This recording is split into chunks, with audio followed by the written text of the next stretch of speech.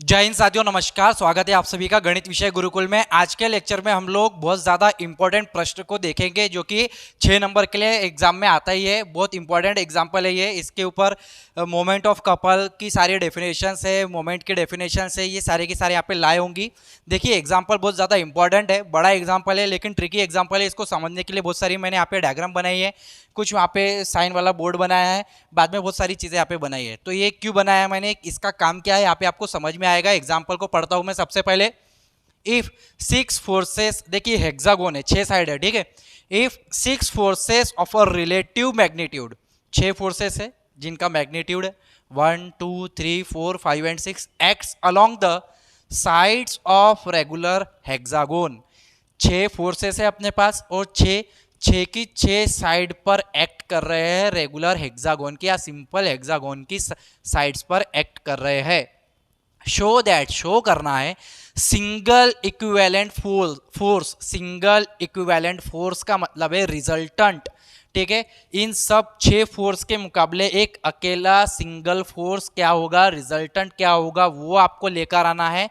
तो शो करना है जो रिजल्टेंट है इज ऑफ रिलेटिव मैग्नीट्यूड, जिसका कोई ना कोई रिलेटिव यानी कि कोई ना कोई मैग्नीट्यूड होगा, अपन को नहीं पता, लेकिन यहाँ पे शो करना है। तो क्या शो करना है, रिलेटिव मैग्नीट्यूड क्या है, 6 उसका मैग्नीट्यूड है, ठीक है। दैट इज, ये जो आपके पास रिजल्टेंट आया है, that is act along parallel to force 5, जो कि 5वां फोर्स जो है उसके पैरेलल है। ये देखिए आर दिख रहा है आपको, रिजल्टेंट ये 5 पी यानी 5वें फोर्स के पैरेलल है, ठीक है। Act a distance from a centre of hexagon, ठीक है। तो ये क्या एक्ट कर रहा है भाई, ये क्या बताना है अपन को, ये जो रिजल्टेंट आया है ये कितने डिस्टेंस पे सेंटर के हेक्सागोन के 3/1/2 यानी 7/2 कहलाता है, times the distance of side of centre, उतना ही गुना है हेक्सागोन के बाकी के साइड्स के मुकाबले। ये प्रश्न है।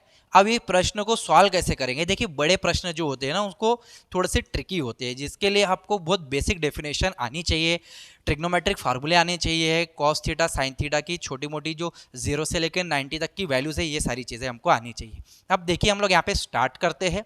Late O be the centre of, हमने यहाँ पे हेक्सागोन बनाया है तो ओ जो है अपने पास सेंटर है भाई, ओ सेंटर है किसका, हेक्सागोन का। हेक्सागोन क्या है अपने पास, A B C D E F फिर से ए, तो ये पूरा का पूरा क्या है अपने पास हेक्सागोन है, जिसका सेंटर क्या है भाई ओ।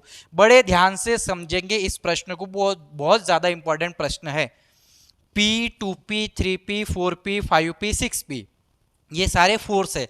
ये पहला P फोर्स है, दूसरा 2P है, 3P है, 4P है, 5P है, 6P है। Acts along the sides of regular hexagon, तो उसके कौन से साइड्स में हो रहा है, along the sides A B B C C D, A B B C C D E D E E F और एफ ए लास्ट में। इस तरीके से इन साइड्स पे ये फोर्सेस अप्लाई हो रहे हैं, ये साइड्स पे ये फोर्सेस लगे हुए हैं।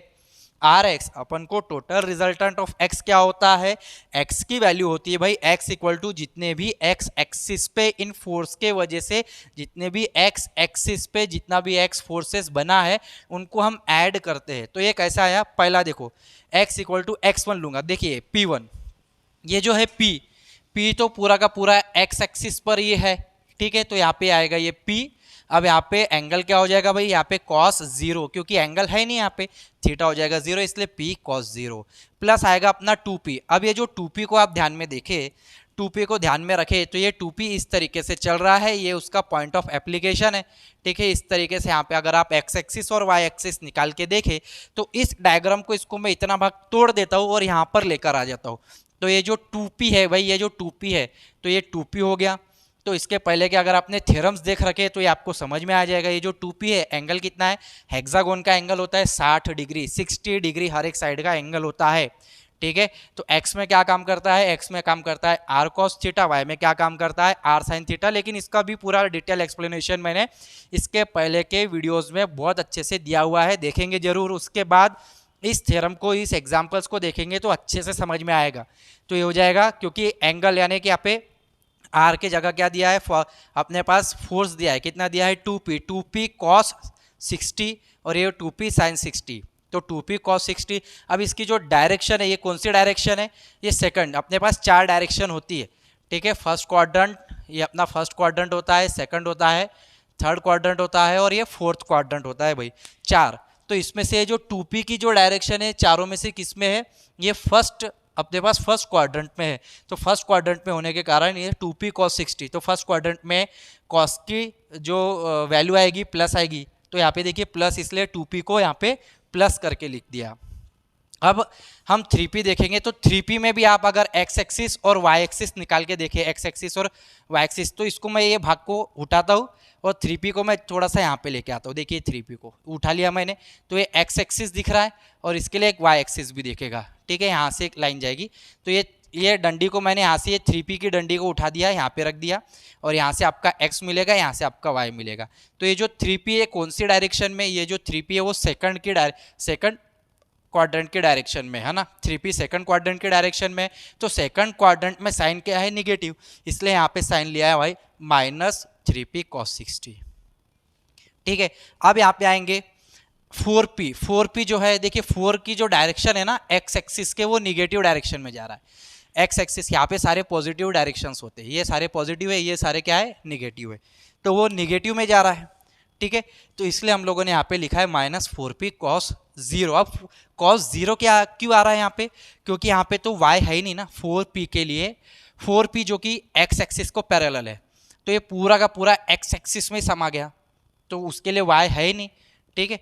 तो यहाँ पे इसलिए अपन ने लिखा है y है ही नहीं, तो साइन उसका 0 हो जाएगा और एंगल क्या हो जाएगा उसका 0, x एक्सिस जो कि इसके बराबर, तो cos 0, इसलिए यहाँ पे लिखा है cos 0। अब हम लोग बात करेंगे 5p की। 5p ये कौन से क्वाड्रेंट में आ रहा है, 5p इतना उठा के थोड़ा सा उठा दिया, अलग करके रख दिया, ये 5p कौन से क्वाड्रेंट में है, 5p है थर्ड क्वाड्रेंट में। थर्ड क्वाड्रेंट में cos की वैल्यू क्या है, थर्ड क्वाड्रेंट में cos की वैल्यू निगेटिव है, इसलिए -5p cos 60 लिखा है, प्लस 6p की जो इसको उठाएंगे अलग करके रखेंगे, इसको उठा के देखेंगे तो cos की वैल्यू, cos अगर हम लोग देखेंगे तो कौन से क्वाड्रेंट में आ रहा है भाई, ये फोर्थ क्वाड्रेंट में, और cos चौथे क्वाड्रेंट में क्या है, पॉजिटिव, इसलिए यहाँ पे लिखा है फिर पॉजिटिव। बहुत बारीक पॉइंट है, बहुत बारीक पॉइंट है, एग्जाम्पल्स को समझने के लिए बहुत बारीक पॉइंट्स होते हैं, इसलिए इसे हम मैथमेटिक्स कहते हैं, ठीक है। अब cos 60 की वैल्यू क्या होती है, cos 60 की वैल्यू होती है भाई 1/2, हर एक जगह आप डाल देंगे, सॉल्व करेंगे तो आपको वैल्यू मिलेगी -3p। वैल्यू पुट करना आप सभी को आता है, वैल्यू पुट करेंगे जरूर से, और cos 60 की वैल्यू 1/2 यहाँ पे लिख रखी है अपन ने, पुट करेंगे तो वैल्यू मिल जाएगी -3p। अब y के बारे में नहीं, क्योंकि अपन ने अलोंग x एक्सिस देखा है, तो अलोंग x एक्सिस जितना भी आप देखेंगे x एक्सिस, तो क्या दिखता है, r cos theta r cos theta r cos theta, इस तरीके से दिखता है। अलोंग y एक्सिस देखें तो y एक्सिस के थ्रू देखेंगे तो r sin थीटा दिखेगा। अब देखिए p फोर्स के लिए, p जो कि x एक्सिस को पैरेलल है, y तो है नहीं, इसलिए हो गया 0। 2p sin 60, अब ये देखो 2p के लिए, ये जो 2p अपन ने अलग से निकाल के रखा था 2p sin 60, तो ये कौन से क्वाड्रेंट में, फर्स्ट क्वाड्रेंट में, साइन की वैल्यू पॉजिटिव है, इसलिए इसको लिखा है पॉजिटिव।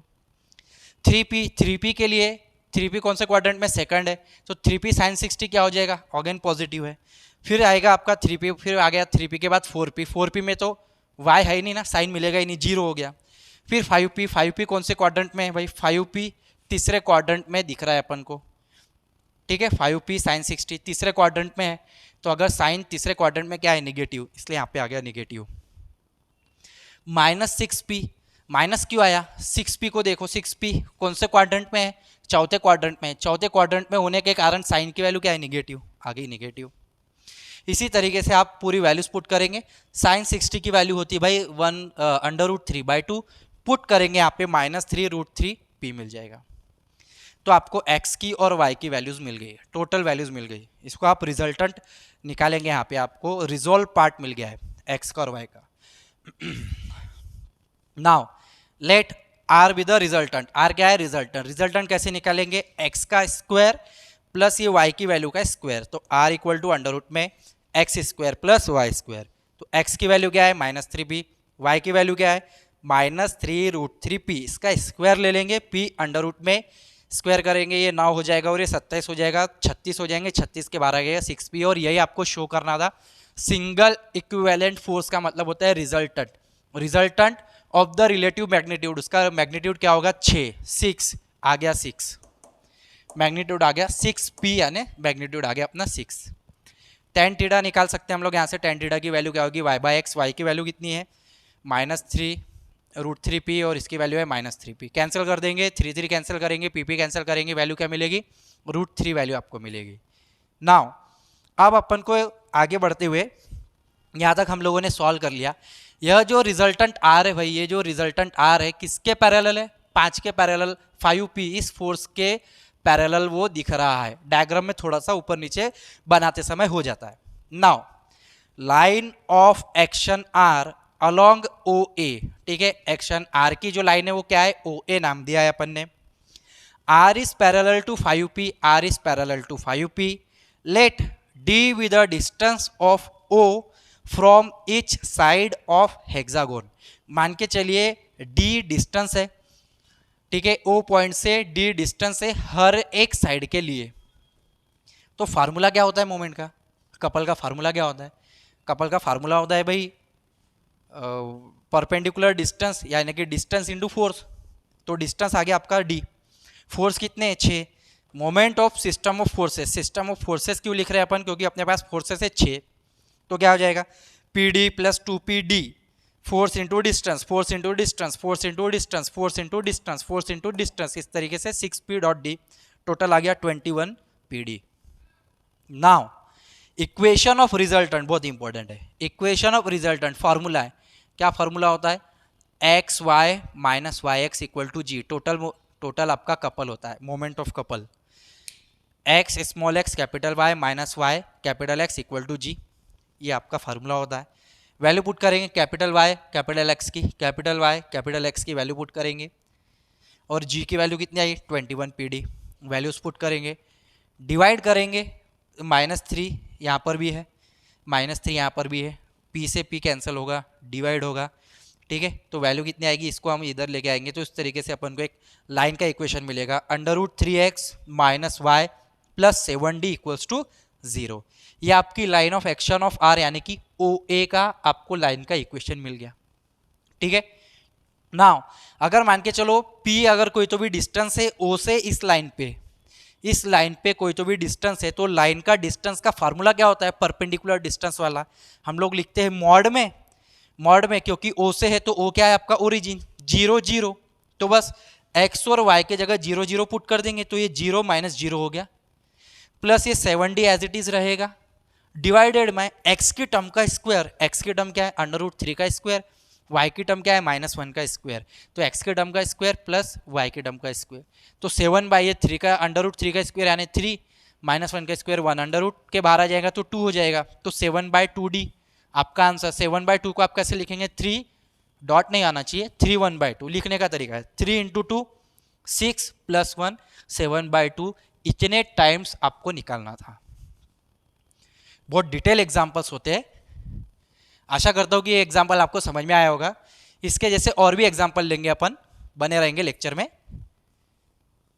आप स्क्रीनशॉट ले लीजिए इस सारे का, क्योंकि ये बहुत डिटेल एग्जाम्पल है, स्क्रीनशॉट लेके रखेंगे, लिखते रहेंगे इसको, इसी को ध्यान में रखते हुए बाकी के और भी एग्जाम्पल्स को हम लोग सॉल्व करेंगे।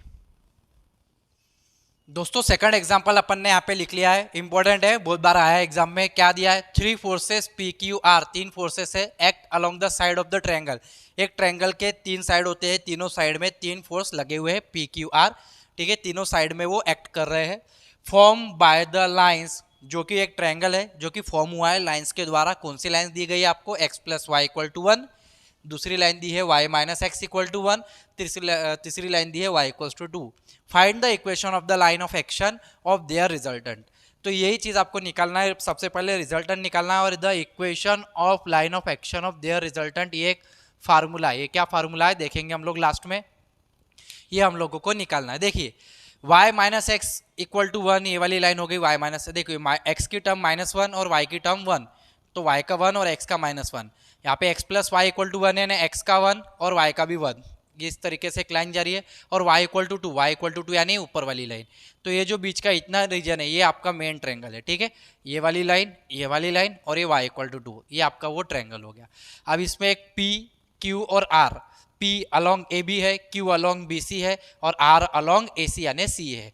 तो P Q R तीन फोर्सेस है along the side AB BC and CA।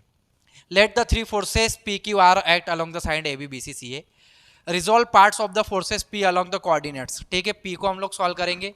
अगर ये P है तो इसको ये टुकड़े को बाहर निकाल के रखेंगे, यहाँ पे रखेंगे। तो इसका x एक्सिस यानी क्या होगा, P cos 45, y एक्सिस क्या होगा, P sin 45। जैसा कि अभी आप लोगों ने इसके पहले के एग्जांपल में मैंने बहुत डिटेल में आपको एक्सप्लेन किया है। Q cos 45 होगा भैया, आइसोसेलेस ट्रायंगल है, यहाँ पे 90 डिग्री बन रहा है, यहाँ पे 45 डिग्री बन रही है। आइसोसेलेस ट्रायंगल है तो ये cos P ये जो है P, ठीक है, ये जो फोर्स है कितने डिग्री पे है, 45 डिग्री पे एंगल पे बना रहा है। तो भैया ये x एक्सिस पे P cos 45 है और यहाँ पे ये जो Q वाला फोर्स है ये वाला, ये भी 45 के लिए रहेगा। तो ये Q cos 45 हो जाएगा, ये P sin 45 वो Q sin 45 हो जाएगा। तो रिजॉल्व पार्ट मतलब x कोऑर्डिनेट और y कोऑर्डिनेट। x कोऑर्डिनेट हम लोग देख रहे हैं P का, तो P का x कोऑर्डिनेट क्या होगा भाई, P का x कोऑर्डिनेट होगा P cos 45 और y कोऑर्डिनेट क्या है अपना, P sin 45। ठीक है, P sin 45। लेकिन डायरेक्शन आएगी माइनस की। क्यों आएगी माइनस की डायरेक्शन, क्योंकि अपन ने देखा था ये कौन सा क्वाड्रेंट है, ये जो है क्वाड्रेंट कौन सा है भी, ये क्वाड्रेंट है थर्ड, और थर्ड क्वाड्रेंट में साइन की वैल्यू क्या होती है, निगेटिव। थर्ड क्वाड्रेंट पे साइन की वैल्यू क्या होती है, निगेटिव, इसलिए यहाँ पे निगेटिव लिखा गया है। ठीक है, और थर्ड क्वाड्रेंट पे कॉस की वैल्यू क्या होती है, पॉजिटिव, इसलिए हम लोगों ने इस तरीके से यहाँ पे वैल्यू रखी। और ये कॉस 45 और साइन 45 क्या होते हैं, 1/√2 p/√2 माइनस p/√2 आपका आंसर है। यानी कि आपका अलोंग x एक्सिस है, अलोंग y एक्सिस है, तो एक है दो है। ठीक है, अब इसको सॉल्व करेंगे Q के लिए, रिजॉल्व पार्ट Q के लिए। तो Q देखे, Q जो फोर्स है वो इस तरीके से जा रहा है, फर्स्ट क्वाड्रेंट की ओर जा रहा है। चार क्वाड्रेंट होते हैं अपने, ठीक है, first quadrant, second quadrant, third quadrant और फोर्थ क्वाड्रेंट। तो ये इस तरीके से फर्स्ट की ओर जा रहा है। ठीक है, किस तरीके से गया था, ये अपना फोर्थ क्वाड्रेंट, सॉरी ये फोर्थ क्वाड्रेंट में गया था। तो फोर्थ क्वाड्रेंट में साइन की वैल्यू क्या होती है, निगेटिव। इसके पहले भी मैंने बनाया हुआ है, टेबल बनाया था मैंने साइड में इसके पहले के एग्जाम्पल में, वहां से आप समझ लेंगे। ठीक है, तो यहाँ पे माइनस आएगा। अब यहाँ पे Q के लिए क्या आ जाएगा, Q cos 45, क्योंकि इस डायरेक्शन में देखो फर्स्ट क्वाड्रेंट में साइन और कॉस दोनों पॉजिटिव होते हैं, इसलिए इन दोनों को पॉजिटिव, कॉस और साइन को पॉजिटिव रखा है। 45 डिग्री का एंगल होता है, 1/√2 वैल्यू होती है। अब R के लिए देखो, R कहाँ पर है भाई, R अपना R is parallel to x axis, तो वहाँ पे y है ही नहीं, y है ही नहीं मतलब जीरो है। ठीक है, R किस डायरेक्शन में फ्लो हो रहा है, ये माइनस एक्स एक्सिस के माइनस डायरेक्शन में आ रहा है, इसलिए माइनस आर लिखेंगे हम लोग। ठीक है, कॉस वहाँ पे क्या रहेगा, जीरो, कॉस जीरो की वैल्यू कितनी होती है, 1, इसलिए माइनस आर कॉमा जीरो। अब इन तीनों के x x x, इसका x इसका x यानी इसका x मिलके पूरा एक x एक्सिस बनाएगा, x इक्वल टू, तो ये आ जाएगा x इक्वल टू, इनको ऐड कर दो, तो इसको ऐड कर दिया, इसको ऐड कर दिया, इसको ऐड कर दिया, ये पूरा आपका आ गया x। इसका y इसका y इसका y कोऑर्डिनेट, यानी ये y y y क्या मिला देगा, क्या बन जाएगा आपका कैपिटल Y, यानी कि कैपिटल X कैपिटल Y क्या होते हैं आपके एक्चुअल में अपना अल्जेब्रिक सम होता है। ठीक है, मोमेंट का अल्जेब्रिक सम होता है जिसे अपन सॉल्व कर दे। R is the resultant, then R resultant क्या हो जाएगा, x का स्क्वायर प्लस y का स्क्वायर। इसकी आप जब स्क्वायरिंग करेंगे तो आपको वैल्यू मिलेगी अंडर रूट में। क्योंकि मैं यहाँ पे लिख के नहीं बता रहा हूँ, क्योंकि काफ़ी बड़े एग्जाम्पल्स है तो लिखने में भी काफ़ी टाइम चला जाता है। बाकी स्क्वायरिंग और एडिशन वगैरह तो आप सभी को आती है। P square plus Q square plus R square minus under root 2 P plus Q into R, ये आपका रिजल्टेंट मिल गया। और ये आपको रिजल्टेंट चाहिए ताकि आप equation of line of action लेकर आए। Equation of line of action यानी जिस रिजल्टेंट की जो डायरेक्शन है वो अपन को बताना है। अब देखो moment about of P about O, moment निकालना है। मोमेंट क्या आएगा, देखिए इसका मोमेंट आएगा पी का मोमेंट निकालना है। पी का मोमेंट को अगर आप देखें, पी को यदि आप अच्छे से देखें तो पी इस तरीके से जा रहा है, सीधा सीधा यहाँ पे बिल्कुल सीधा जा रहा है, ये पी जा रहा है। तो एक अपन ने ओडी यहाँ पे परपेंडिकुलर निकाला, तो P इस तरीके से जा रहा है, P इस तरीके से जा रहा है, यहाँ से अपन ने O से परपेंडिकुलर निकाल लिया। तो ये जो परपेंडिकुलर डिस्टेंस है, ठीक है, और ये जो फोर्स है P, ठीक है, P अबाउट O बोला है ना, तो ये इस तरीके से आएगा अबाउट O का मतलब है यहाँ पे क्या हो जाएगा, क्लॉकवाइज डायरेक्शन में। क्लॉकवाइज डायरेक्शन में होने के कारण यहाँ पे माइनस P लिखा है, माइनस फोर्स आ गया। OD की वैल्यू लेंगे, अब यहाँ से इतना जो डिस्टेंस है आपका क्या है, OD है, ठीक है, ये पॉइंट है OD, ठीक है, इसलिए यहाँ पे लिख दिया OD। ठीक है, अब OD को कैसे निकालेंगे, अब ये एंगल के सामने वाली डायरेक्शन क्या है OD, यानी अपोजिट अपॉन हाइपोटेनियस, हाइपोटेनियस क्या है OB, तो साइन का फार्मूला लगेगा, तो वहाँ पे साइन एंगल आ जाएगा। साइन एक्चुअल में एंगल क्या आएगा वहाँ पे भी 45, तो साइन 45 की वैल्यू क्या हो जाएगी, अपोजिट अपॉन हाइपोटेनियस यानी OB। ओ भी जाएगा साइन के पास, ओ भी जाएगा साइन के पास, इसलिए ओ भी साइन 45। साइन 45 क्या होता है 1/√2। और ओ बी की वैल्यू कितनी है, ओ से ऑब्वियसली 0 और ये 0 1 है, 0 1 है, एक्स 1 पॉइंट से निकलने वाली लाइन है, ये भी 1 पॉइंट से निकलने वाली, ये 1 है ना, तो इतना डिस्टेंस क्या है भाई 1 है ना, तो ये किसका डिस्टेंस है ओ बी का, ओ बी की वैल्यू कितनी है यहाँ पे ओ बी इक्वल टू 1, तो ओ बी की वैल्यू है 1, इसलिए यहाँ पे ओ बी की वैल्यू है 1, इसलिए ओ बी हो गया 1 और साइन 45 यानी 1/√2। तो इस तरीके से आपको माइनस पी मिलेगा। अब क्यू को थोड़ा सा समझते हैं। क्यू इस तरीके से जा रहा है और ये क्यू पे भी अपन ने यहाँ पे परपेंडिकुलर बना दिया, ठीक है, यहाँ पे परपेंडिकुलर बना दिया। अब अगर क्यू को परपेंडिकुलर बनाया तो इसको भी समझ लेते हैं। ये अपना क्यू जा रहा है, ये ओ से परपेंडिकुलर डाल दिया, तो ये परपेंडिकुलर डिस्टेंस क्या है ओ ई, ओ ई आपका परपेंडिकुलर डिस्टेंस है, और ये जो क्यू है, ठीक है, ये अपना क्यू जा रहा है, अबाउट ओ आएगा, इस डायरेक्शन में आएगा, तो ये क्लॉकवाइज घुमा देगा, इसलिए यहाँ पे माइनस आया, क्लॉकवाइज होने के कारण माइनस आ गया। ओ ई, अगेन ओ ई क्या है इस तरीके से साइन 45 ओ ई अपॉन, इसलिए के लिए ओ ई अपॉन हाइपोटेनियस यानी ओ बी जाएगा साइन 45 के पास, अगेन ओ बी की वैल्यू 1 है, ठीक है, O B sine 45 O B की वैल्यू 1 है माइनस क्यू/√2। ये इस तरीके से आपको मोमेंट्स मिलते चले जा रहे हैं। Moment of R about O, R का मोमेंट निकालेंगे तो आर पे क्या है परपेंडिकुलर डाला है भाई, ठीक है, कैसे डाला है यहाँ पे समझ लेंगे, ठीक है। अब ये जो आपका आर है ना, ठीक है, आर पे परपेंडिकुलर ओ से लेके एफ तक का, ठीक है, आर पे ये ओ से अपन ने एफ तक का ये आपका आर है, ठीक है, आर पे परपेंडिकुलर ओ एफ की वैल्यू कितनी है, अगर ओ बी 1 है तो इसके ऊपर भी ये कितना पोर्शन है 1 है, तो 1 + 1 2, तो इसकी वैल्यू कितनी है 2, यहाँ से लेके इतना डिस्टेंस क्या है 2, 2 इंटू यानी R as it is 2 into R, 2r value आ गई आपकी, क्योंकि ओ एफ की वैल्यू कितनी है 2। तो जी क्या है अपना अल्जेब्रिक सम ऑफ मोमेंट, तो जितने भी मोमेंट आए उनको ऐड कर दो, तो आपका कपल ऑफ मोमेंट आ जाएगा, कपल ऑफ मोमेंट क्या आ जाएगा जी इक्वल्स टू, तो इनको ऐड कर दिया 1 2 3, इसका minus common, minus 1/√2 common, P plus Q plus ये 2r, इनको ऐड कर दिया, ये आपका आ गया जी यानी moment of the couple. Now equation of the line of action क्या होता है, equation of line of action का फॉर्मूला होता है X Y minus Y X equal to moment of couple यानी G X Y minus Y X. तो यहाँ पे अपने पास वैल्यूज है, कैपिटल वाई की वैल्यू क्या है, कैपिटल वाई की वैल्यू ये है, कैपिटल एक्स की वैल्यू है, कैपिटल वाई कैपिटल एक्स की वैल्यू यहाँ पे हम लोग पुट कर देंगे, और लास्ट में ये जो जी की वैल्यू है, जो जी की वैल्यू अपन ने यहाँ पे निकाली है जी की वैल्यू, इसको भी हम लोग यहाँ पे पुट कर देंगे, तो ये जो अपना निकला ये लाइन ऑफ एक्शन का फार्मूला आ गया, यानी लाइन ऑफ एक्शन का इक्वेशन आ गया, और यही हमको निकालना था, क्योंकि यहाँ पे एक्स कोऑर्डिनेट है, वाई को X Y A X plus B Y equal to C के फॉर्म पे दिख रही है, तो ये लाइन ही है, ठीक है, तो ये लाइन का इक्वेशन है। इस तरीके से अपन को सॉल्व करना है। इंपॉर्टेंट एग्जाम्पल है 6 मार्क के लिए, मैक्सिमम आता ही है बच्चों, ये ध्यान में रखो कि ये नागपुर यूनिवर्सिटी में तो पूछा जाएगा और भी यूनिवर्सिटीज़ में पूछा जाता है।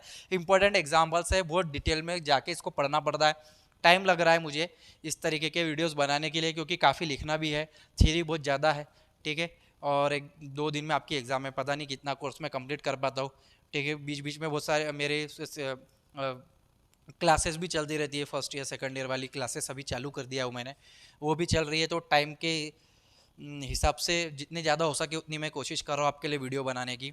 आशा करता हूँ कि आज का लेक्चर आपको समझ में आया होगा, ये दोनों एग्जांपल्स आपको समझ में आए होंगे। यदि आपको लेक्चर्स अच्छा लगा है, ये आज का लेक्चर बहुत अच्छे से आपको समझ में आया है, तो कमेंट करके जरूर बताएं, और ज़्यादा से ज़्यादा विद्यार्थियों तक शेयर जरूर करें, क्योंकि ज्ञान बांटने से ही बढ़ता है। मिलेंगे अगले लेक्चर में। जय हिंद, जय भारत, वंदे मातरम साथियों, धन्यवाद आप सभी का।